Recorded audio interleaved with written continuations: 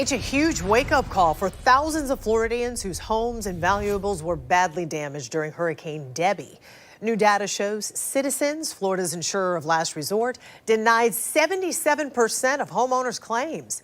News4JAX's anchor Tarek Miner's here now to explain why. Tarek? Well, a spokesperson for Citizens tells News4JAX they aren't the only insurance companies denying the majority of claims from Hurricane Debby. Almost all of the homeowners who were denied have one thing in common.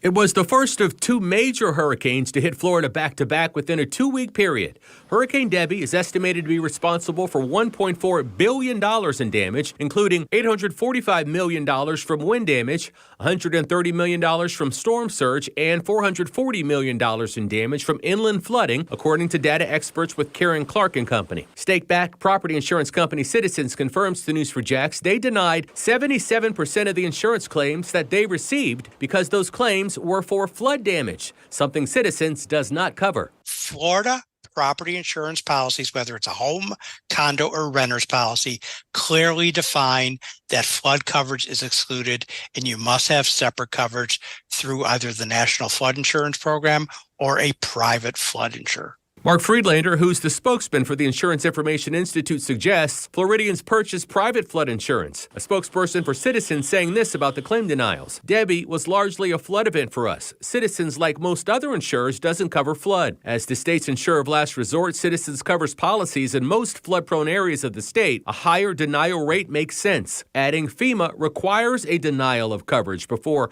offering assistance. In fact, we encouraged policyholders to file flood claims even if they knew they would be denied so they could get the ball rolling with FEMA and get the help they needed. Friedlander says while FEMA does help thousands of flood victims, he doesn't suggest you assume the government will pay all of the damage costs. Don't assume FEMA is going to cover your loss. You could apply for a grant. You may get accepted for that. You may not. But a FEMA grant is not a replacement for insurance. It will help you on the road to recovery, give you and your family some emergency funds, such as temporary living and other needs that you immediately have access to. It's not an insurance payment. Across all Florida insurers as of September 27th, 51% of all residential claims made in relation to Debby were closed without a payment. That data according to Newsweek magazine. Joy?